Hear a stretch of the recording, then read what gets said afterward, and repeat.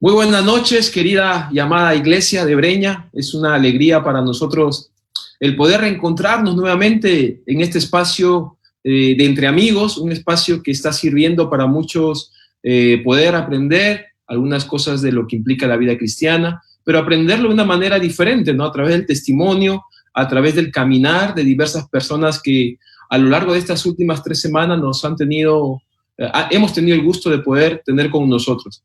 Así que queremos, antes de dar la bienvenida al amigo de esta noche, queremos animarles a todos ustedes a que puedan ir conectándose, que puedan compartir el video, puedan pasar la voz. Y la idea es sumar personas en esta transmisión y personas que quieran poder crecer en su relación con el Señor, crecer en su comprensión de lo que es la vida cristiana. Así que vamos a ir animando a todos aquellos que ya se conectaron a compartir el video en su página de Facebook. Un saludo para Zuli, para María Teresa, para Lucho. Hay varias personas que se están conectando ya. Ahorita somos un poco más de 40 personas y eso es bueno. Eso es un buen indicio, un buen indicio. Bien, esta noche tenemos el gusto, yo personalmente tengo el agrado de poder compartir este espacio con un pastor que he tenido la oportunidad de conocer en diversas facetas. No lo he conocido como rector del seminario, fue una época rector del seminario de la Alianza. Él ha sido pastor en otras iglesias, pero ahora es pastor de una iglesia de la Alianza y le voy a dejar a él tiempo para que se pueda presentar. Lo he tenido como maestro también en el seminario, un maestro exigente, pero muy bueno, y siempre me ha agradado el hecho de estar bien informado, tener una visión muy amplia de lo que es la iglesia y la vida cristiana. Así que vamos a recibir en esta noche al pastor Francisco Cerrón. Pastor Francisco, muy buenas noches, bienvenido. Así que le voy a dejar este tiempo para que usted pueda saludar a la iglesia y pueda compartirnos un poquito acerca de usted, qué está haciendo en estos momentos. Gracias, Pastor Adrián. Un gusto poder estar aquí esta noche contigo y con todos los hermanos de la querida Iglesia Alianza Cristiana y Misionera de Breña. Realmente es una bendición poder estar juntos para compartir un tema importante y a la vez también poder interactuar unos con otros.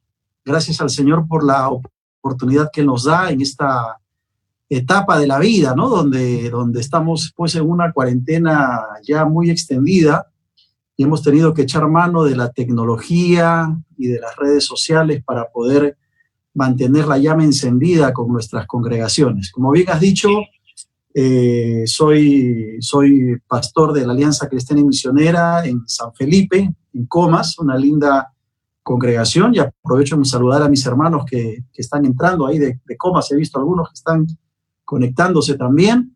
Qué bueno poder estar juntos en esta noche. Conocí al Señor cuando yo tenía 13 años, y hace muchas lunas, en la iglesia de Lince, ¿no? Me convertí en una de las primeras campañas del movimiento de Lima al encuentro con Dios, allá en el año 1973. Y desde allí pues empecé a servir al Señor, primero con los jóvenes, después luego con los adolescentes, hasta que el Señor me llamó al ministerio y fuimos al seminario. Allí nos preparamos, me casé con mi esposa Celeste, con quien vamos a cumplir este año 38 años de casados. Wow. Tenemos 2 hijos, Erika y César, ambos ya casados, y tenemos también 2 nietas hermosas, Alejandra y Luciana. Así que somos una familia muy bendecida pues, de parte del Señor, estamos muy agradecidos, y el Señor nos ha permitido en todo este tiempo pues servirle en diferentes facetas, como tú bien has mencionado. Hemos ejercido el ministerio pastoral, tanto en el Perú como fuera del Perú. Uno de nuestros primeros ministerios fue en la iglesia de San Juan de Miraflores. De ahí el Señor nos llevó a Piura. De Piura nos llevó al Canadá para estudiar, para hacer la maestría. Regresamos a la iglesia de Miraflores. De ahí fuimos al seminario para servir como rector. Claro. Por casi 10 años. De ahí el Señor nos llevó a Miami para estar 3 años ahí con los hermanos de la iglesia de Pembroke Pines, de la Alianza.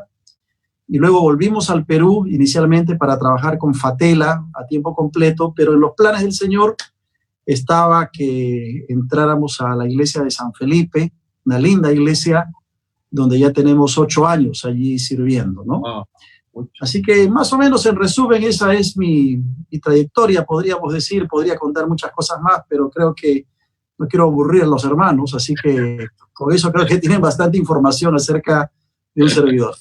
No, pastor, si no es indiscreción, ¿qué edad tiene? Yo tengo la edad que aparento. Mira, yo recién he cumplido años, el 3 de junio, y cuando me preguntan ahora mi edad, yo digo, he cumplido 50 y 10.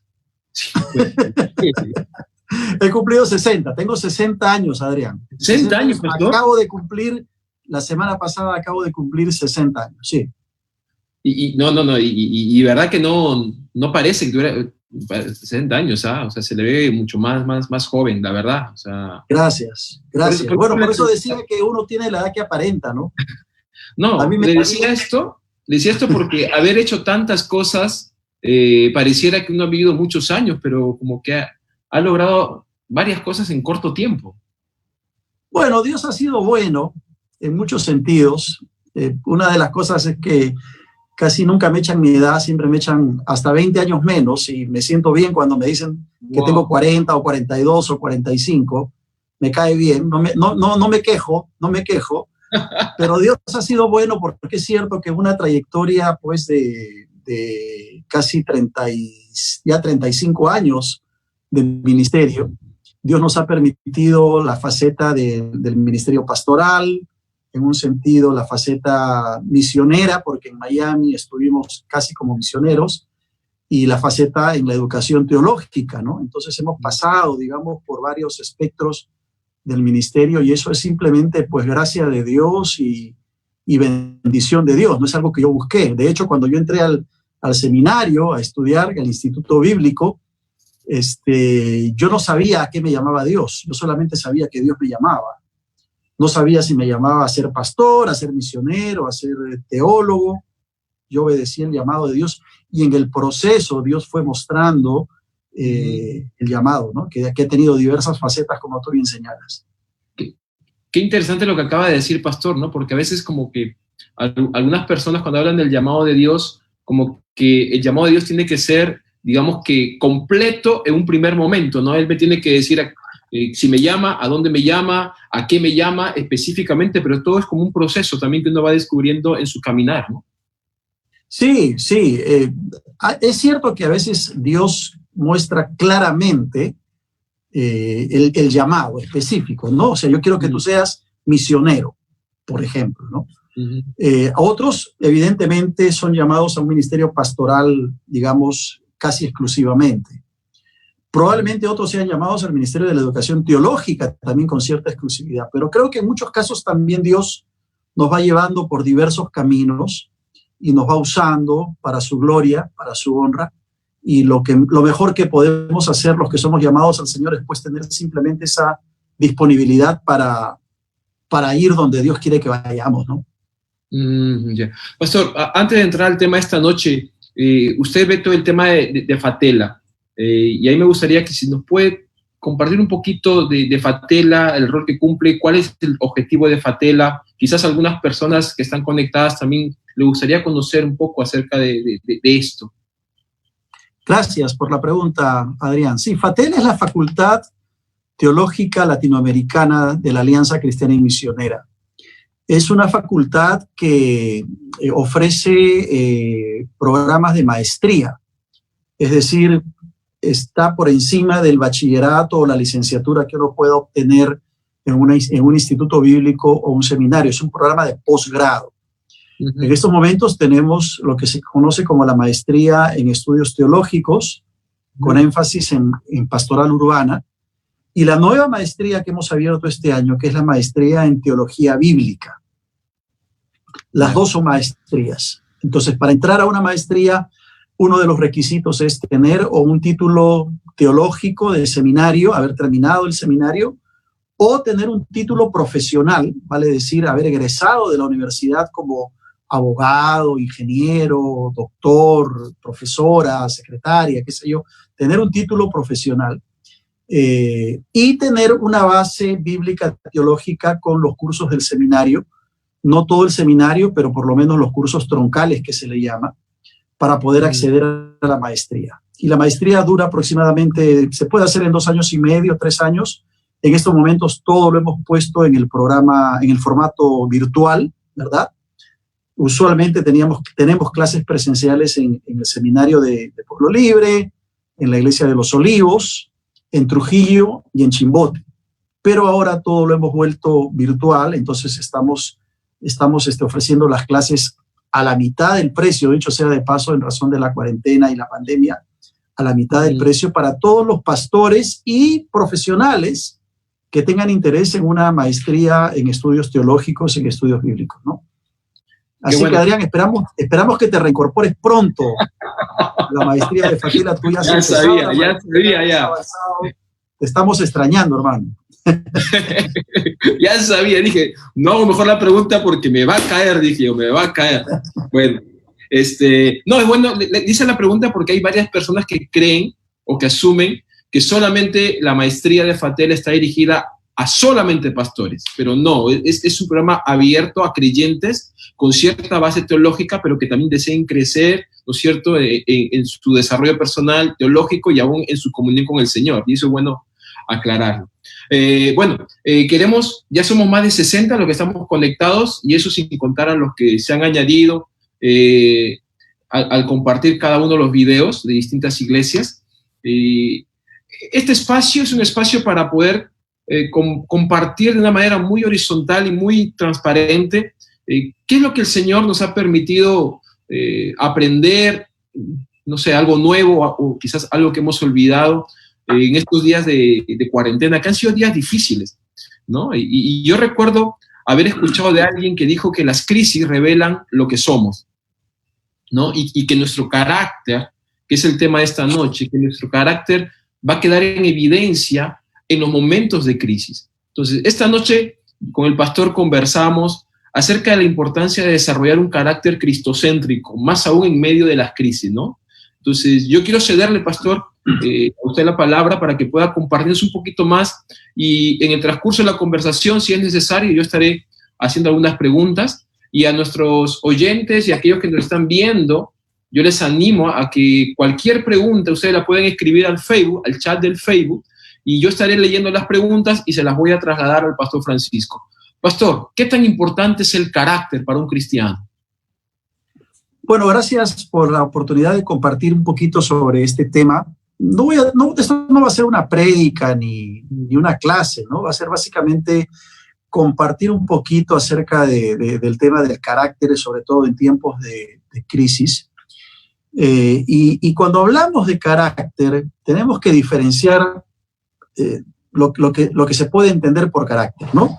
Porque para algunos, carácter lo relacionan inmediatamente con temperamento, con su forma de ser. Así es mi carácter, dicen algunos, ¿no? Así es mi forma de ser. Nadie me va a cambiar. De eso creo que no es lo que vamos a hablar en esta noche. Lo que vamos a hablar es del carácter, vale decir, del temple que uno muestra o que uno debe tener con ciertas características en circunstancias particulares que nos toca vivir en la vida. Winston Churchill dijo una vez: siempre estoy preparado a aprender, aunque no siempre me gusta que me enseñen. Interesante. Siempre estoy preparado para aprender, aunque no siempre me gusta que me enseñen, dijo él.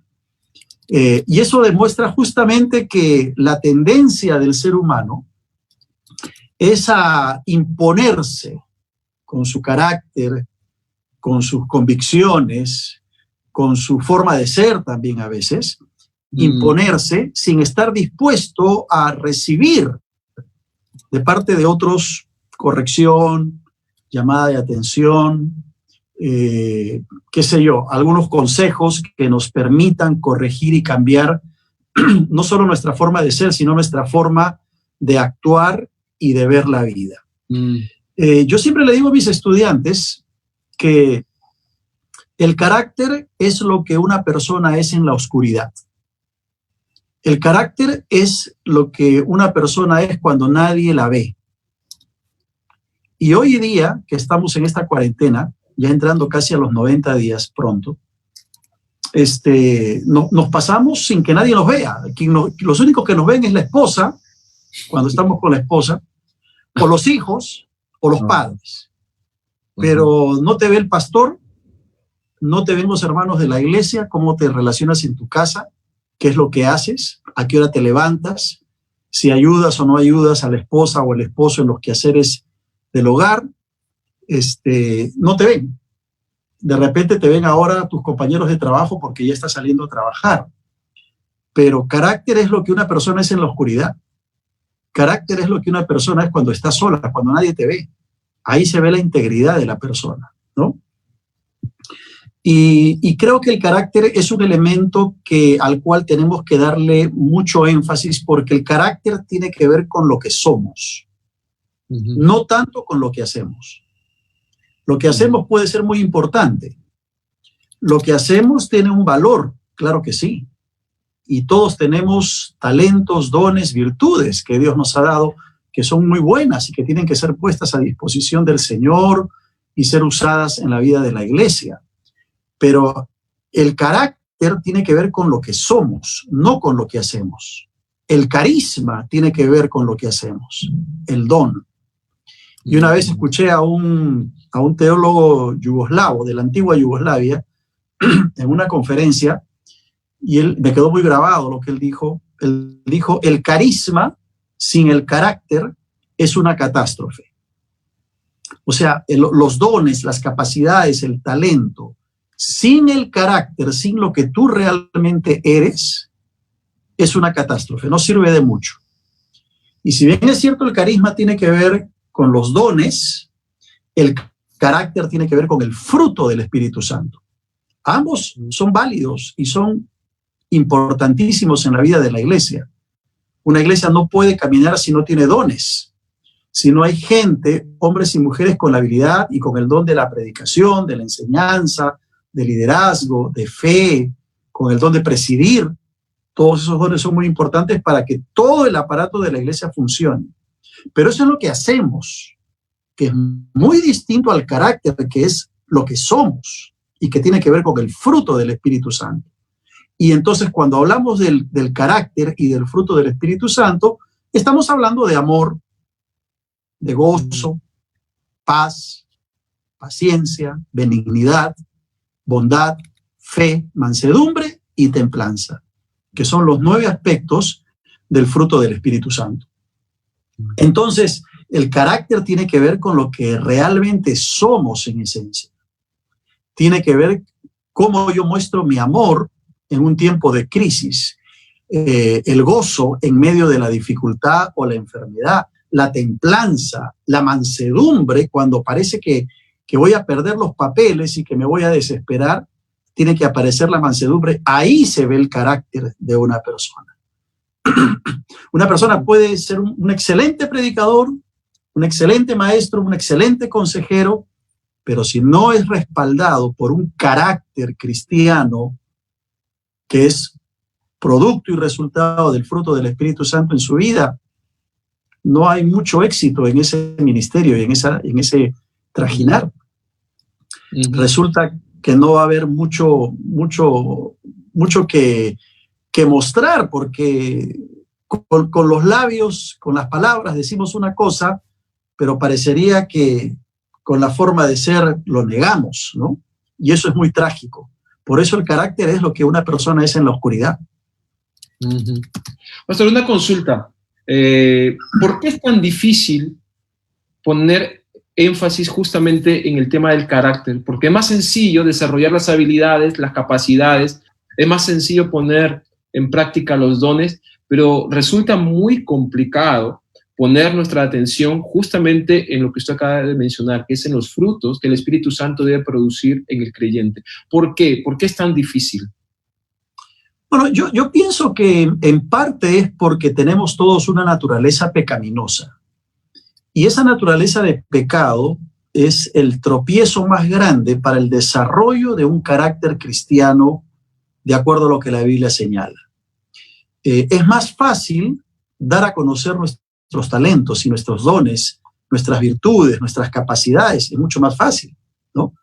Yo puedo pararme a predicar y predicar un excelente sermón, puedo dar un buen consejo a alguien, pero mi carácter se prueba no cuando estoy ejerciendo mis dones, sino mi carácter se prueba cuando entro en una situación de crisis, en una situación de tentación incluso, cuando tengo que demostrar el auténtico carácter cristiano. Entonces resulta mucho más sencillo mostrar las cosas que podemos hacer y es más complicado mostrar quién realmente somos. Claro, cuando estamos ante mucha gente, nos cuidamos qué hablamos, qué decimos, cómo reaccionamos, porque sabemos, sobre todo los que somos pastores, que hay mucha gente que nos está mirando y que tenemos que controlar el carácter, decimos, ¿verdad? Pero a veces, cuando estamos en la casa, con la esposa, con los hijos, o cuando estamos en un banco, o en un negocio, en una tienda, en un supermercado, y por alguna razón nos sacan de quicio, tenemos que reaccionar como si estuviéramos frente a la congregación. Cuando estamos manejando el auto, bueno, cuando podíamos salir a manejar, ¿no? Porque ahora no podemos hacerlo, pero cuando salimos a manejar el auto y se nos cruza un microbusero o una persona, se nos mete el auto, ¿cómo reaccionamos? Allí se ve el verdadero carácter del cristiano, porque ahí tiene que salir el fruto del Espíritu Santo.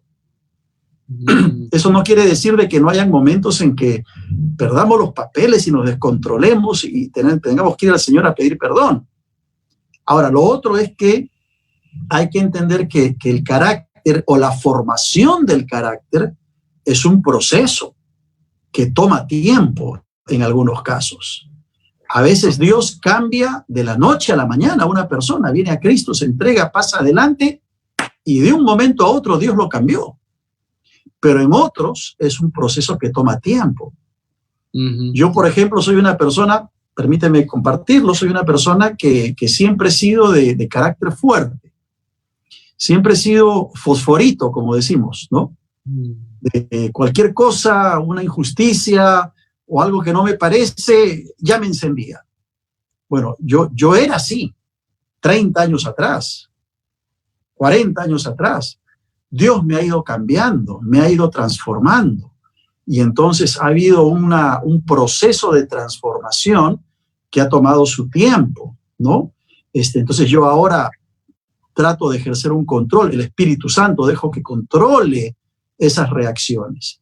Pero no es algo que se pueda hacer de la noche a la mañana. En muchos casos toma un proceso, toma un tiempo y hay que entenderlo. Pero es mucho más fácil, pues, mostrar nuestras habilidades, nuestras capacidades y nuestros talentos, ¿no? Entiendo entonces un poquito de que no importa cuánto tiempo este proceso demande. Lo que importa es que sea corto o a mediano o a largo plazo, se esté evidenciando una transformación en la vida de una persona. ¿Es así? Sí, así es. Y esa transformación, Pastor Adrián, tiene que ser sometida al gobierno del Espíritu Santo. Somos renovados, transformados de día en día.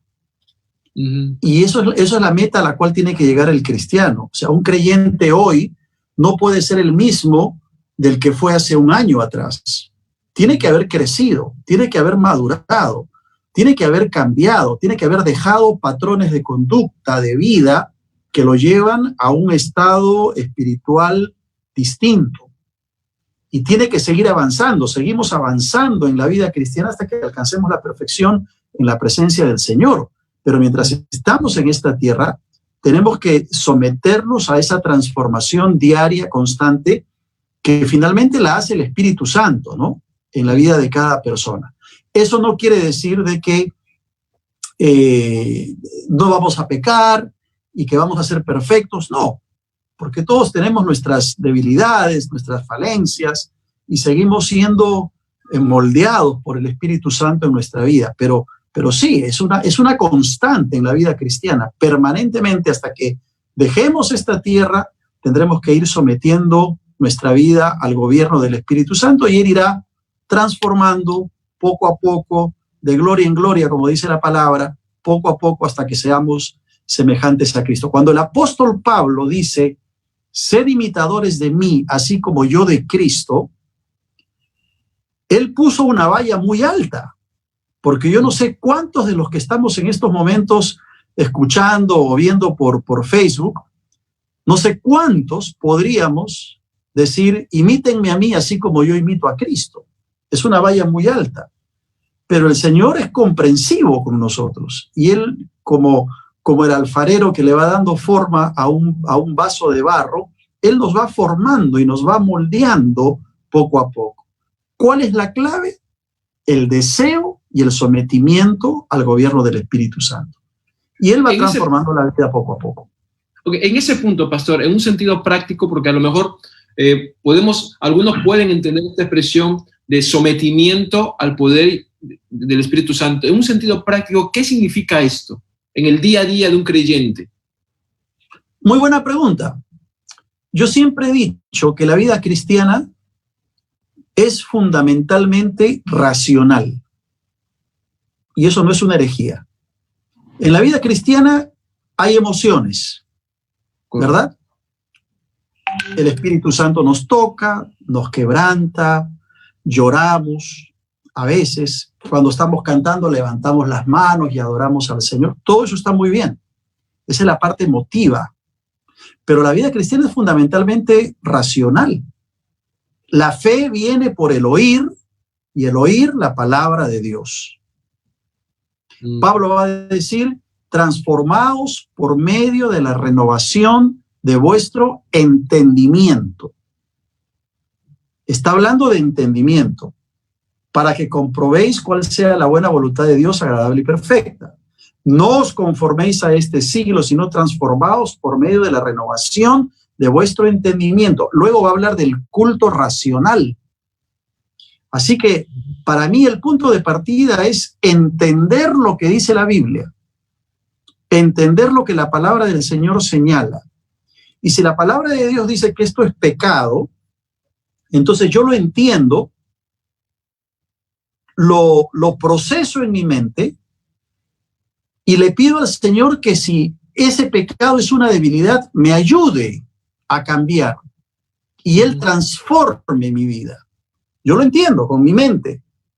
Luego pasa al corazón. Y entonces, ese entendimiento de la palabra de Dios tiene que ir acompañada ¿de qué cosa? Primero, de una vida de oración. Cuando tú oras al Señor y pasas más tiempo en oración, hay menos posibilidades de pecar y de fallarle a Dios. Primero, oración. Segundo, estudio de la palabra de Dios. Lectura de la palabra de Dios. Dejar que Dios trabaje en tu vida y vaya transformando todo aquello que tiene que ser transformado. Tercero, relacionarte con hermanos, congregarte cuando haya la oportunidad de congregarnos nuevamente, participar de la vida de iglesia como lo estamos haciendo virtualmente semana a semana, no aislarse, no volverse un llanero solitario, sino ser parte de la comunidad, de la comunión y de la comunidad de creyentes. Entonces, cuando tú acompañas a tu vida el entendimiento de lo que dice la palabra, oración, estudio de la palabra de Dios, comunión, eso es el primer paso para que el Espíritu Santo, sometido a Él, empiece a trabajar en tu vida. Pero si tú, por el contrario, no oras, no lees la palabra y no te reúnes con los hermanos virtualmente o físicamente cuando se dé la oportunidad, no vas a una iglesia, ¿qué va a pasar con tu espíritu? Te vas a alejar de Dios, te vas a enfriar. Entonces, tu carácter no va a sufrir la transformación que el Espíritu Santo quiere hacer.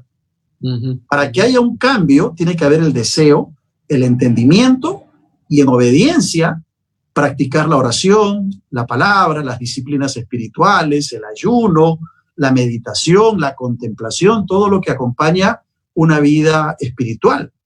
Si nosotros nos damos rienda suelta para hacer lo que queremos, entonces no esperemos que haya un cambio ni una transformación en el carácter. Ajá. Yo quiero animar a quienes están conectados. El pastor está diciendo cosas, yo creo, muy interesantes y que ameritan mucha más reflexión. Así que Si tienen preguntas, háganlas en el chat, que vamos a estar trasladando las preguntas para enriquecer la conversación. Pastor, usted ha dicho 3 cosas, creo, fundamentales y prácticas que tienen que ver con la formación del carácter cristiano. Habló de la oración, de la palabra y la comunión. Y mencionó también el tema de las disciplinas espirituales. Yo quisiera ponerme atención en el tema de la comunión, porque no podemos negar que hay un, no sé cómo llamarle, si un tipo o un grupo de creyentes que como que viven la vida cristiana al margen de los demás, al margen de la iglesia, al margen del cuerpo de Cristo, ¿no? No, yo oro en mi casa, yo leo mi Biblia en mi casa, pero como que no encuentran importante este tema de la comunión. La Biblia dice que hierro con hierro se abusa, ¿no es cierto? Entonces, ¿cuál es la importancia de la comunión para la formación del carácter? Bueno, la Biblia y específicamente el Nuevo Testamento habla cantidad de versículos bíblicos y textos acerca de la comunión los unos con los otros. Sería totalmente absurdo, inconcebible pensar que el ser humano haya sido creado para estar solo. Y esto tiene que ver no solamente con el hecho de socializar como parte de una familia, parte de una sociedad, los chicos cuando van al colegio o a las universidades, sino que aquí estamos hablando de algo mucho más profundo que va más allá de socializar, que tiene que ver con la comunión entre los cristianos. Hechos capítulo 2, capítulo 4, hablan mucho acerca de la iglesia primitiva y cómo la iglesia primitiva practicaba la comunión los unos con los otros. Dice la palabra, por ejemplo, que tenían todas las cosas en común, que partían el pan juntos, ¿verdad? Que nadie decía, esto es mío, sino que ponían todo a los pies de los apóstoles. Cuando avanzamos en la iglesia primitiva, encontramos que la Santa Cena la participaban en comunidad, en conjunto, y a lo largo de toda la iglesia cristiana, la comunión ha sido un aspecto fundamental. La misma esencia de Dios te habla de comunión, Padre, Hijo y Espíritu Santo. Te está hablando de la comunión, la necesidad de relacionarse. Y la comunión entre los cristianos no puede ser una opción para el creyente. Tiene que ser algo mandatorio. Yo necesito de mis hermanos, así como mis hermanos necesitan de mí. Necesitamos el apoyo, necesitamos la solidaridad, el orar los unos por los otros, el aconsejarnos mutuamente, el compartir la palabra juntamente. Es decir, no hay espacio para negar la comunión cristiana en la iglesia primitiva, ni lo hay tampoco para negar el día de hoy. Hoy día no nos podemos reunir en los templos, porque los templos están cerrados, esperamos que pronto puedan reabrirse, pero eso no ha cortado la comunión entre los creyentes. Al contrario, yo creo que la comunión entre los creyentes en este tiempo se ha fortalecido mucho más. Correcto. Hay una constante comunicación, comunión, comunicación tienen mucho que ver, son palabras que tienen la misma raíz. Hay mucha comunicación con la iglesia. Yo como pastor tengo constante comunicación todos los días por WhatsApp, llamadas telefónicas, por Messenger, a través del Facebook, con los más de 1,100 hermanos de nuestra iglesia. Estamos llegando y tratando de llegar a todos por los diferentes medios. ¿Por qué? Porque es sumamente importante la comunión. Ningún creyente puede vivir aislado de otro creyente. Nos necesitamos mutuamente. Permíteme poner un ejemplo. Ayer llamé por teléfono a una de las ancianitas de nuestra congregación en San Felipe. Una hermana muy linda, querida ella, con su esposo. Y la llamé por teléfono hace 15 días y anoche quise volver a llamarla. La llamé y le digo, hermanita Justa, ¿cómo está? Bien, pastor, me dice, para ella que no tiene acceso a las redes sociales, que no tiene Facebook, que no tiene WhatsApp, una llamada telefónica de su pastor o de cualquier hermano de la iglesia era casi estar en el cielo. ¿Eso de qué nos habla? De la riqueza que hay en la comunión. Entonces, aquellos creyentes que dicen, no, yo me congrego en mi casa solamente y miro el culto por televisión o por las redes sociales, y desde ahí hago vida de iglesia, pues están perdiendo la tremenda bendición que significa el relacionarnos entre creyentes unos a otros, ¿no? Y eso hay que darle su peso específico. Le hacía esta pregunta porque no vamos a negar que en medio de esta situación, este recurso de la tecnología se ha vuelto muy estratégico para llegar a muchas personas. Aún iglesias pequeñas, iglesias medianas, iglesias grandes, han aumentado su alcance en cuanto al número de personas, ¿no? Si antes uno reunía en el templo en un culto a 100, a 200, a 1000, 4000, ahora a través de las redes se ha incrementado ese número. Estamos llegando a más personas y estamos llegando incluso cruzando fronteras, ¿no? Pero eso también nos ha llevado a experimentar un tema de comodidad, ¿no? De comodidad. Es más cómodo escuchar el culto sentado en mi casa frente al televisor. Puedo estirar la mano y servirme una taza de café, todo lo tengo aquí en mi casa, pero esto no va a ser siempre. Va a llegar el momento en el cual vamos a tener ya la libertad, ¿no es cierto?, cumpliendo con todos los requisitos y exigencias que nuestras autoridades nacionales puedan establecer, pero vamos a volver en algún momento. Y hay muchos creyentes quizás se van a encontrar con la tensión, ¿no? Voy a dejar mi comodidad. Por eso que le hacía la pregunta de la importancia de la comunión, ¿no? Porque muchos añoraban que esto se dé en algún sentido. O sea, no necesito de la iglesia, yo puedo vivir mi vida cristiana solo, pero bien claro ha sido usted, yo no puedo vivir la vida cristiana al margen del cuerpo de Cristo. Por algo la Biblia dice, ay del solo, ¿no? Que cuando cayere, no habrá quien lo levante. Ahora, no estamos hablando específicamente de la importancia del carácter cristiano para el pastor o para aquel que cree estar llamado al ministerio, sino que es todo lo que usted ha mencionado, y me gustaría que puntualice ahí, porque muchos pueden estar diciendo, ¡hoy qué difícil es ser pastor, con todas las demandas, con todas las exigencias!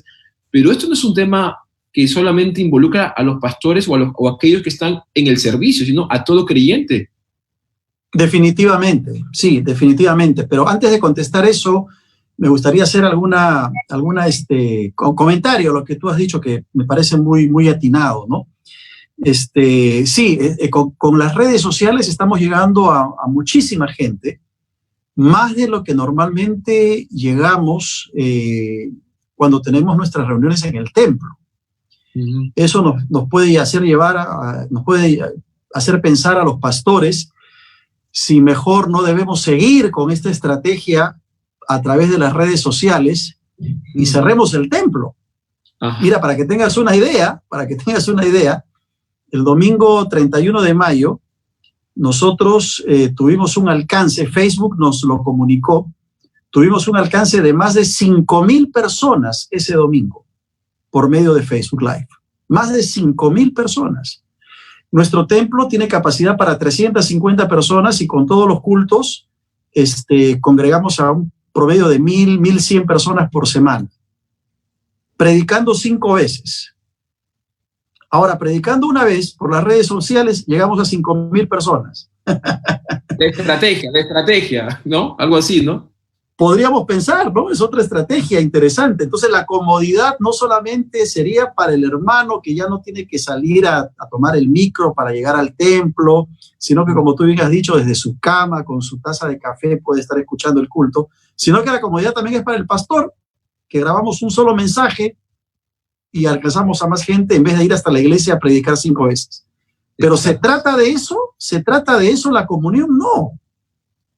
Esto es temporal y tenemos que ser muy conscientes de eso, que esto es temporal porque esto va a cambiar. Y cuando volvamos a los templos y se abran los templos, también la costumbre va a ser distinta. Tendremos que guardar el distanciamiento social, tendremos que usar mascarillas.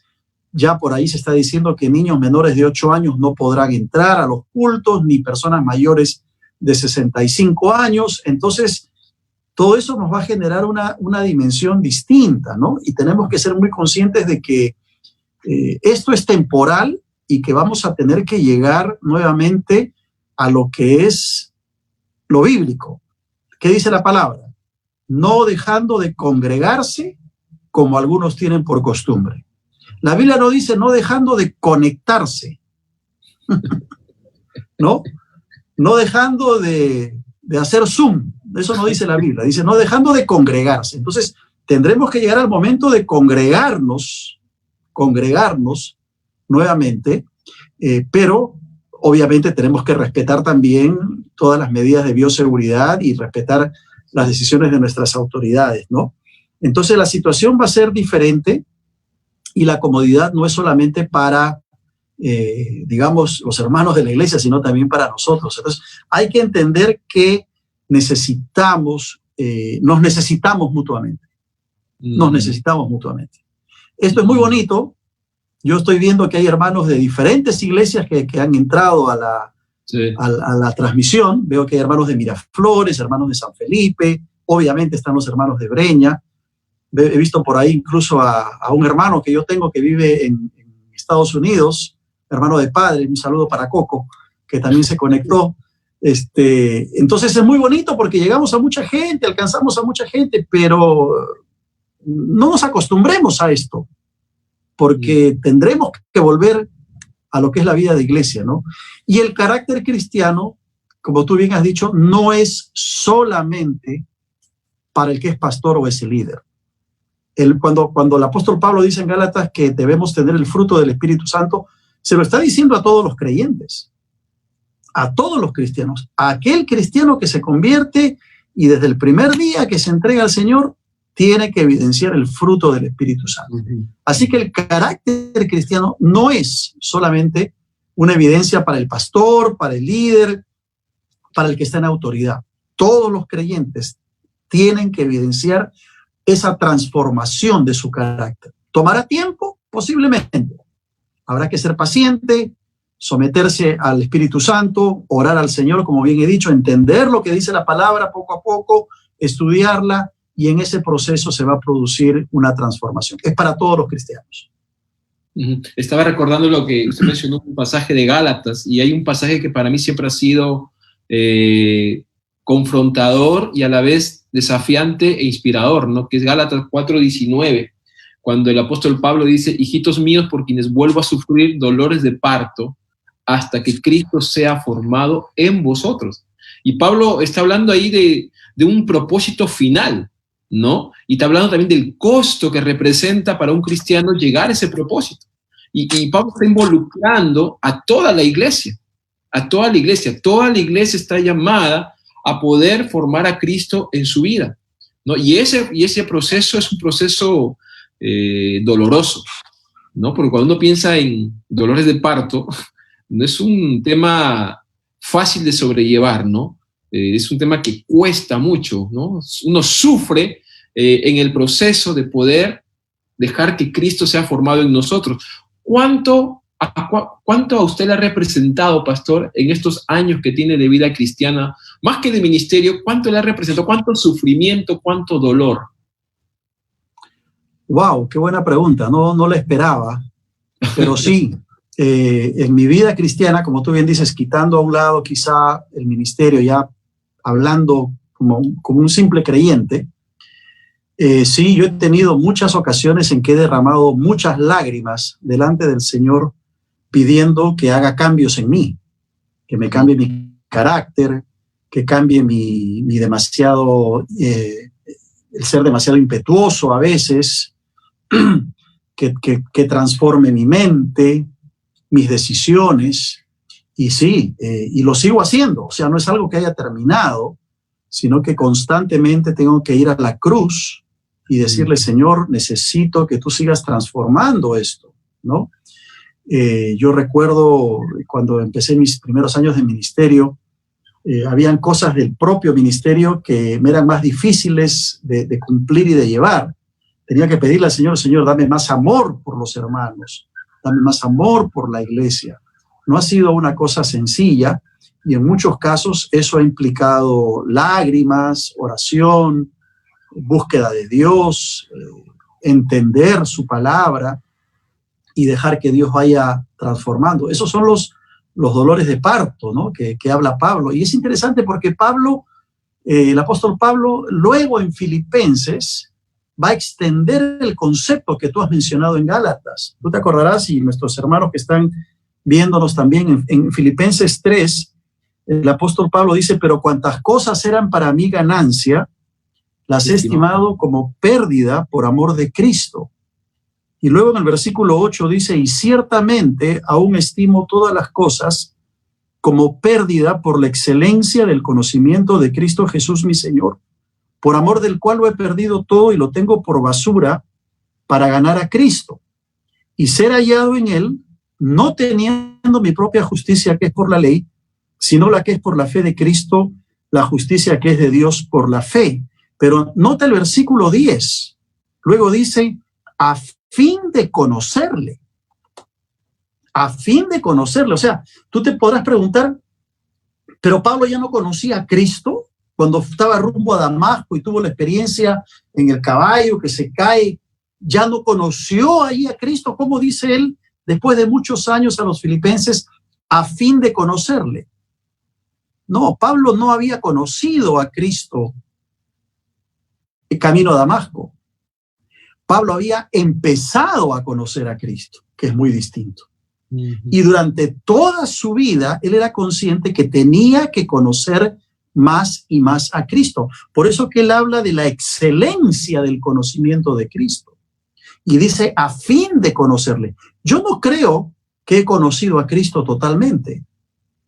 Cada día estoy llamado a descubrir nuevas cosas de la persona de Cristo, por medio de su palabra, por medio de la oración. Y Pastor Adrián, déjame decirte, en estos 3 meses, casi 3 meses de cuarentena, he conocido al Señor de maneras que no lo había conocido antes, honestamente te lo digo.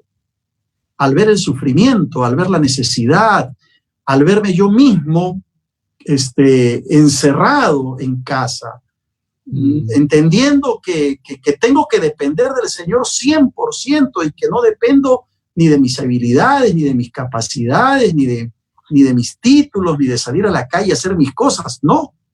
En este tiempo yo he aprendido muchísimo, muchísimo de quién es Cristo. Y seguiremos aprendiendo toda la vida. Por eso Pablo dice, a fin de conocerle, seguiremos aprendiendo toda la vida acerca del Señor.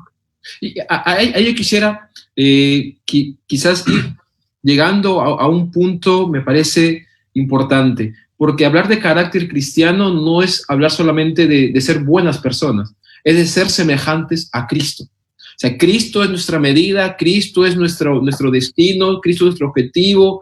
No basta con ser buena gente. Cristo tiene que ser formado en cada uno de aquellos que le hemos entregado nuestra vida a Él. Definitivamente, definitivamente. Buena gente, hay mucha buena gente que está camino al infierno. Y hay mucha buena gente en el mundo que hace obras caritativas, que está muy bien que las haga, pero de eso no se trata, no estamos hablando de eso. Eso tiene que ver con el hacer, y el carácter tiene que ver con el ser, ¿no? Y si vamos a buscar una medida de parecernos a alguien, ese tiene que ser nuestro Señor Jesucristo. Por ejemplo, el carácter de Cristo mostró una capacidad de perdonar única, a tal punto que en la cruz dijo, Padre, perdónalos porque no saben lo que hacen. Correcto. Entonces, el carácter de Cristo en nosotros tiene que llevarnos a perdonar a aquella persona que nos haya hecho el daño más terrible que podamos imaginar. Ahí se ve el carácter de Cristo en nosotros. Y eso no es fácil, pues. Eso no es fácil. Porque a veces alguien simplemente no nos hace nada, pero dice algo contra nosotros y ya nosotros entonces, esa persona me las va a pagar, ¿no? Y no debe ser así. Entonces el carácter de Cristo se muestra en el perdón, por ejemplo. Otra característica que está en la persona de Cristo que debe estar en nosotros, el amor de Cristo. Juan capítulo 13, cuando el Señor va a lavar los pies de los discípulos, dice que el Señor los amó hasta el fin. ¿Qué significa que los amó hasta el fin? Que los amó hasta las últimas consecuencias a sus discípulos. Estaban en el aposento alto, iban a participar de la Pascua, y en ese grupo de discípulos estaba Judas, que iba a traicionar al Señor.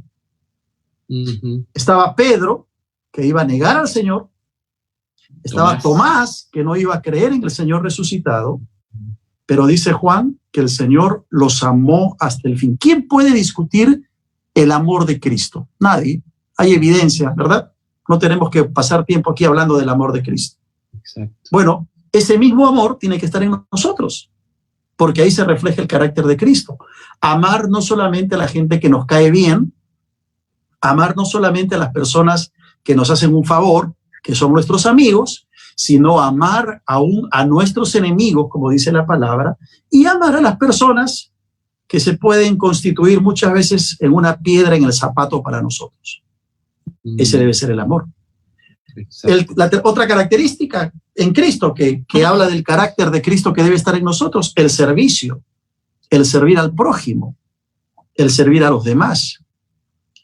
No estamos, los que somos pastores, no estamos en el ministerio para servirnos, sino para servir a otros. Y todo creyente que quiere mostrar el carácter de Cristo tendrá que mostrar servicio, servir al prójimo, al necesitado, al creyente y al no creyente. ¿Cuánto hemos visto, verdad, en este tiempo de hermanos nuestros que se han preocupado por sus vecinos, que no, sin ser creyentes, sin ser miembros de la iglesia, les han llevado víveres, les han llevado una ofrenda de amor, porque de eso se trata. No servimos para recibir una recompensa o que nos digan qué bueno eres, sino que servimos desinteresadamente porque Cristo lo hacía, y esa tiene que ser la evidencia en nuestro carácter, porque si queremos imitar a Cristo, tiene que estar ahí el servicio también, ¿no? Y así podríamos hablar de la humildad, por ejemplo. Otro elemento que habla del carácter, la humildad. La humildad que mostró Cristo. Aprended de mí que soy manso y humilde de corazón. Entonces, ¿a qué nos llama el Señor? A todos, creyentes, pastores, líderes, a ser humildes. Y la humildad tiene que ver con dejar que Cristo y su gloria brille y no nosotros. No hay peor pecado que quitarle la gloria a Cristo, a Dios. Sí. Entonces tenemos que ser humildes. Si podemos hacer algo en el ministerio, en la iglesia, con los demás, ok, nadie tiene que saberlo, calladitos, en humildad y mostrar esa humildad. Y así podríamos hablar de otras características más que nos hablan del carácter de nuestro Señor Jesucristo. Dicen que las crisis no solamente revelan las fragilidades del carácter, sino también que las purifican. Algo así como el oro, ¿no? Cuando uno purifica el oro, no solamente evidencia las impurezas, sino que el mismo fuego, el calor del fuego, termina por desaparecerlas. Y esta crisis creo que Dios ha permitido en su infinita gracia y sabiduría que la podamos vivir. O sea, creo que en alguna medida deberíamos sentirnos agradecidos al Señor por habernos puesto en esta situación, porque Él está llevando a cabo sus planes aún en medio de esta crisis. Pero hay una pregunta que uno de nuestros seguidores ha hecho, y él escribe lo siguiente, dice, y gracias Luchito por esta pregunta, dice, yo se la voy a trasladar. Dice, ¿es posible que este carácter del cual estamos hablando pueda ser cambiado o alterado por todo este tiempo de confinamiento? Definitivamente que lo que estamos viviendo tiene que cambiarnos. Y cambiarnos para bien, ojalá. Yo creo que cuando termine este confinamiento y la pandemia y aún los meses subsiguientes que vengan, no vamos a ser los mismos. Y ojalá que hayamos cambiado para ser mejor. Exacto. No vamos a hacer lo mismo porque hay muchas cosas que en este tiempo hemos tenido que experimentar. La carga emocional por el dolor, por el sufrimiento de otros, por la pérdida de trabajo de mucha gente que nosotros conocemos, las muertes que han habido, todo eso tiene que hacernos de alguna manera mirar la vida de una manera distinta. Si nosotros después de la pandemia y la cuarentena salimos igual, no habremos, creo yo, conseguido los objetivos que Dios tiene para nosotros. Estoy seguro que a todos esta situación nos ha afectado y ojalá nos haya afectado positivamente. Yo decía, y ahora lo puedo decir con más convicción todavía, que el hecho de pasar por esta cuarentena y esta pandemia debemos verlo como un privilegio. Sí. No debemos verlo como una desgracia.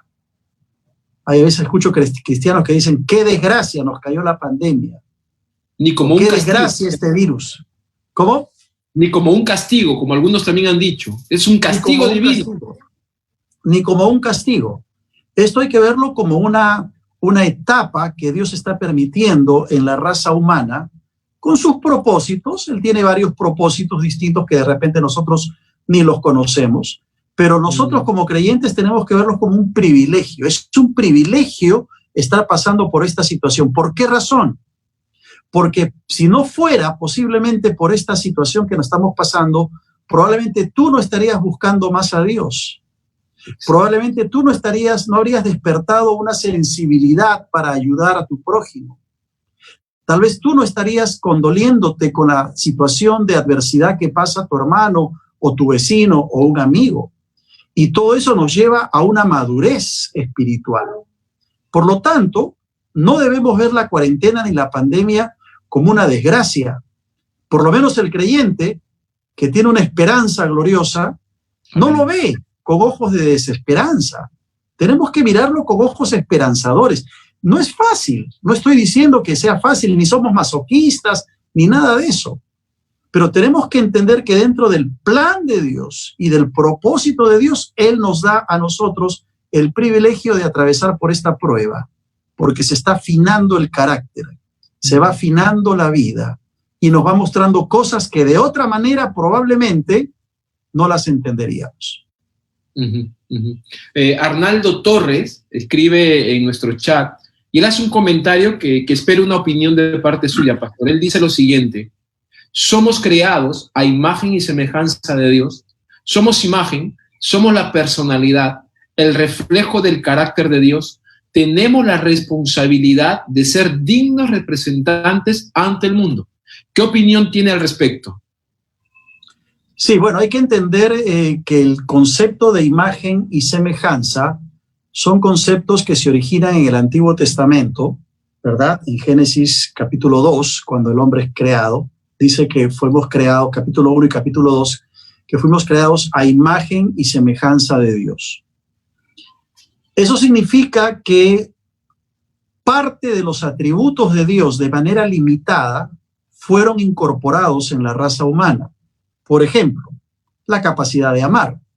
¿Por qué amamos? Amamos porque Dios es amor y somos creación de Dios. ¿Por qué tenemos un sentido de justicia? Porque Dios es justo. ¿Por qué tenemos un sentido de bondad? Porque Dios es bueno. Pero ¿qué pasa cuando el hombre cae en pecado? Génesis capítulo 3. Esa imagen es distorsionada y empieza a verse afectada por el pecado. Y el hombre, el ser humano, daña la imagen y la semejanza con la cual Dios nos ha creado.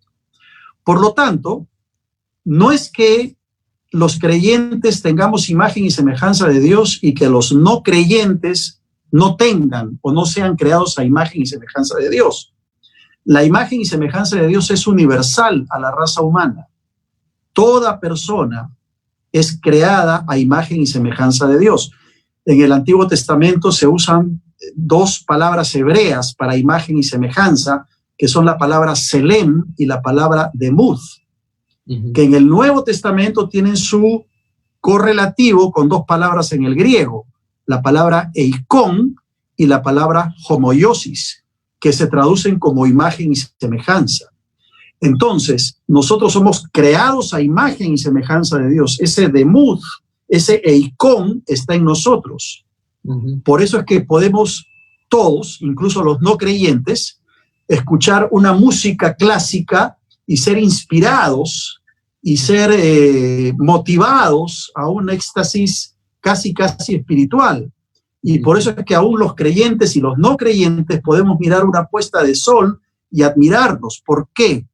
Porque tenemos en grado limitado parte de los atributos de Dios. No estoy diciendo que somos igual que Dios. Dios nos ha creado con la capacidad de amar, de ejercer justicia, de ejercer bondad. Pero el pecado ha dañado la imagen y semejanza en el ser humano. ¿Cuándo esa imagen va a ser restaurada? ¿Cuándo esa imagen va a ser restaurada? Cuando una persona viene a Cristo, empieza la transformación de esa imagen.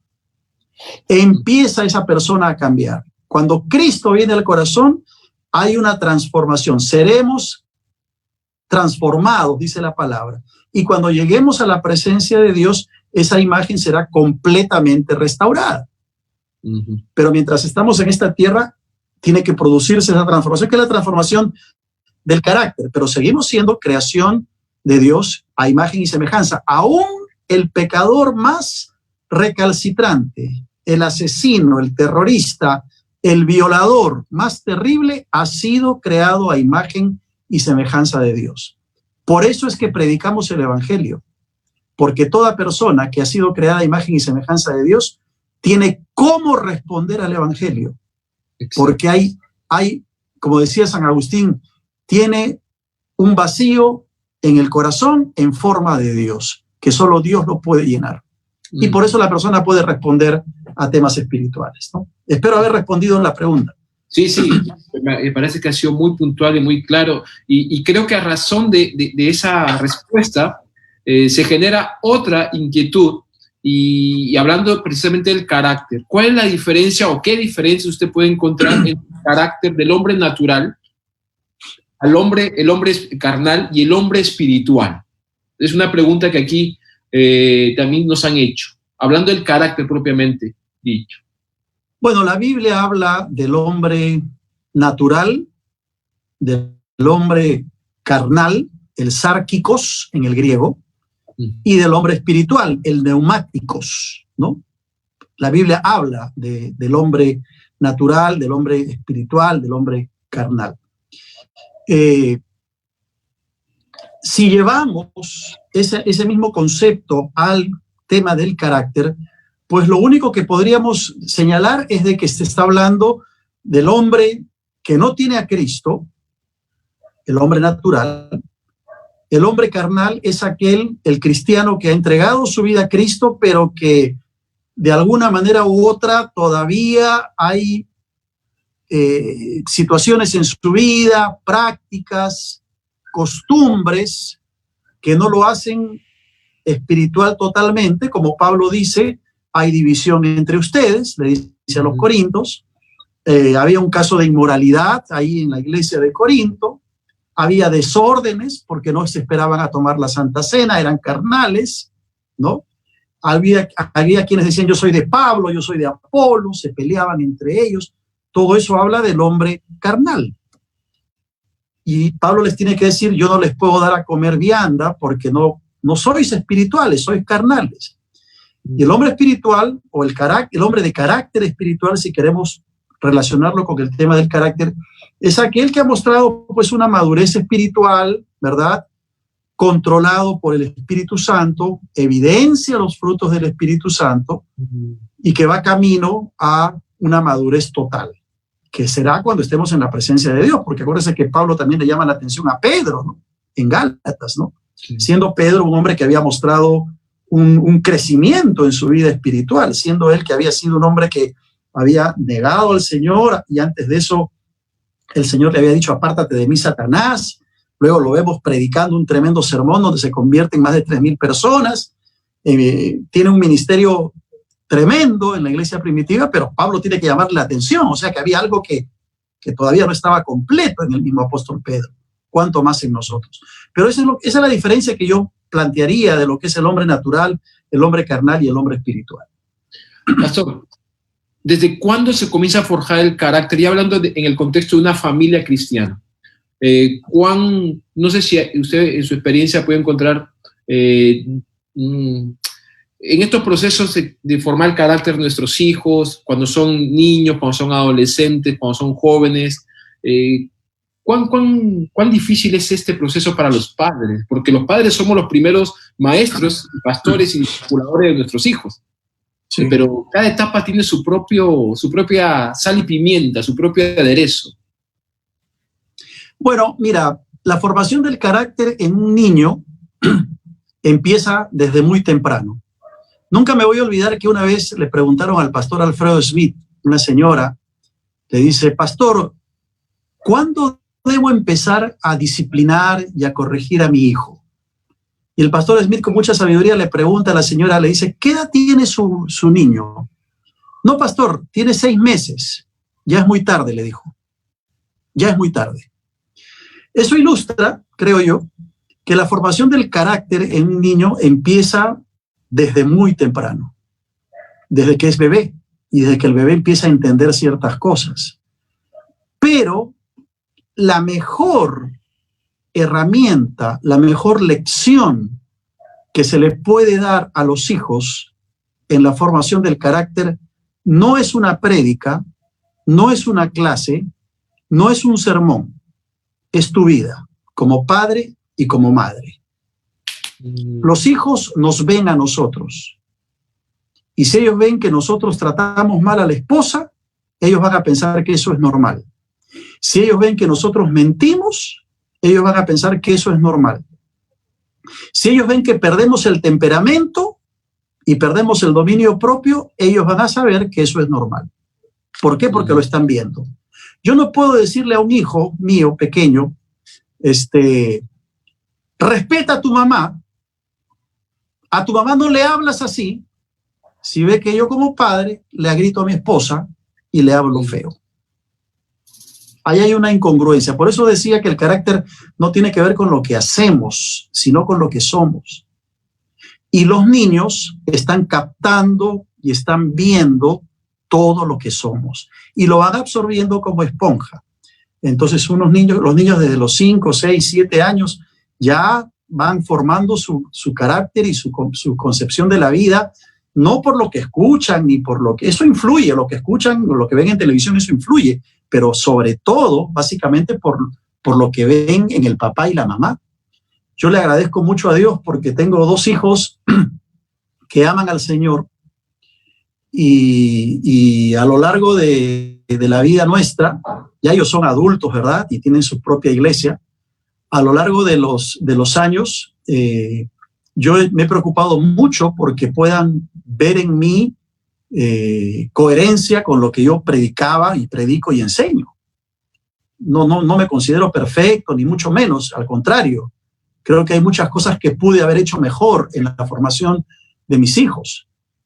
Pero si tú quieres formar hijos que tengan un auténtico carácter cristiano, no es suficiente lo que les predicas, le enseñas, lo que escuchan en la escuela dominical. Eso está muy bien, pero sobre todo es lo que ven en su casa.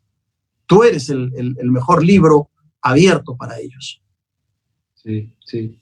Pastor, yo quiero quedarme con esta frase que usted mencionó en algún momento, que ojalá que después que pase esta crisis hayamos aprendido, ¿no? Porque si no habrá sido inútil todo este sufrimiento, que es una frase que también hemos estado repitiendo en nuestra iglesia los domingos, semanas atrás. Tenemos que ser mejores, o sea, esta situación tiene que llevarnos a poder mirar a Cristo y dejar que Cristo nos haga ver y tomar conciencia de todas esas áreas que tienen que ser trabajadas y ser mejores, ¿no? Para la gloria de nuestro Dios. Pastor, estamos llegando ya casi al final de este tiempo y la verdad que yo he disfrutado mucho la conversación porque ha sido también muy sencilla, muy práctica y a la vez muy profunda.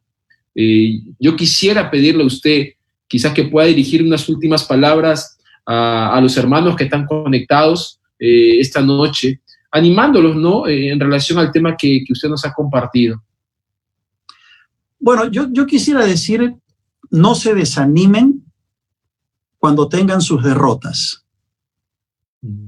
Una caída no es una recaída. No se desanimen. Dios sigue trabajando conmigo y seguirá trabajando contigo también. No importa si tienes 30 años de creyente o 30 días. Dios va a trabajar contigo permanentemente. Siempre habrá cosas que ir afinando, que ir cambiando. Así que no te desalientes. No tires la toalla. Cada vez que sientas que le fallaste al Señor, que algo de tu carácter te jugó una mala pasada, vuelve a la cruz. Pídele perdón al Señor, acércate a Él. Él siempre está con los brazos abiertos para recibirnos. Él es un Dios de amor, Él es un Dios de bondad. Acércate a Él. en arrepentimiento y intenta nuevamente que ese carácter sea moldeado. Y verás cómo en ese proceso vas a ver la bendición de Dios. Pastor Adrián, muchas gracias por la oportunidad de estar con ustedes en esta noche. Realmente yo también he disfrutado mucho la conversación, ha habido buenas preguntas y ha sido un tiempo muy lindo. Permítame saludar a mis hermanos de San Felipe, que veo que hay varios que están ahí conectados todavía. Gracias, lindo poder saludarles. Ya saben ellos que los extraño mucho. Pero también, pastor, no se olvide que este domingo usted estará en mi programa. Hemos hecho un trueque, hemos hecho un acuerdo, ¿no? Yo tengo un programa los domingos a las 5 de la tarde, que lo hemos titulado Charlando con mi pastor, y estamos invitando también a diversos pastores y hermanos para que nos puedan compartir sus experiencias, y a partir de este domingo lo vamos a hacer así que, pastor Adrián, este domingo lo esperamos también. No, pastor, gracias. Y creo que esta situación nos ha permitido mostrar un lado que a veces fácilmente no se conoce de la labor pastoral, ¿no? Que aún siendo pastores no dejamos de ser personas, individuos, y que también estamos en este peregrinaje de la vida cristiana con nuestras luchas, con nuestras victorias también, nuestros fracasos también, pero sus últimas palabras para mí han sido muy reconfortantes, y recuerdo lo que dice la Biblia, que el justo cae 7 veces y 7 veces vuelve a levantarse, ¿no? Entonces no se trata de cuántas veces caemos, se trata de cuántas veces nos levantamos. Pastor, muchas gracias por estar con nosotros esta noche. Vamos a cumplir la palabra, el día domingo estaremos con usted. Espero dar la talla como usted ha dado la talla, pastor. La verdad que yo he disfrutado mucho esta conversación. Y a nuestros amigos... Estoy seguro que sí, Adrián, estoy seguro que sí, porque te conozco y conozco tu familia, conozco tu ministerio y sé que Dios te está usando también tremendamente. Eso es motivo de gratitud al Señor, ver un pastor joven, más joven que yo, también sirviendo al Señor, y estoy seguro que va a ser un tiempo muy, muy lindo. Gracias por la oportunidad, y gracias a todos los hermanos también que han estado acompañándonos en esta noche. Gracias, pastor. No se desconecte todavía. Solamente quiero decir a los que están conectados, mañana tenemos nuestro servicio de Santa Cena a las 7:15 de la noche. Recuerden los devocionales matutinos, 9 de la mañana, de lunes a viernes. El domingo nuestro servicio de adoración virtual. La próxima semana, para que ya estén al tanto, no tendremos charla entre amigos. Los pastores estamos participando de un retiro virtual de parejas, así que les pedimos que estén orando por nosotros también. Los pastores necesitamos ser ministrados también en el ámbito del matrimonio. Entonces, el próximo martes 16 no va a haber charla entre amigos y nos vamos a reencontrar la siguiente semana. Y van a haber un par de invitados muy interesantes también, como han sido hasta el día de hoy. Va a estar Joan Veloz, un pastor de la Iglesia Bautista Internacional. Hemos podido hacer el contacto con él. Y la siguiente semana va a estar acompañándonos Ana Ávila, que ya está en una reunión invitada para el Club de Lectura. Así que estén atentos a nuestras actividades. Una vez más, muchísimas gracias, hermanos. Gracias, Pastor Francisco, por esta noche. Gracias, David, por ayudarnos con el tema de la conexión. Que Dios les bendiga. Muy buenas noches.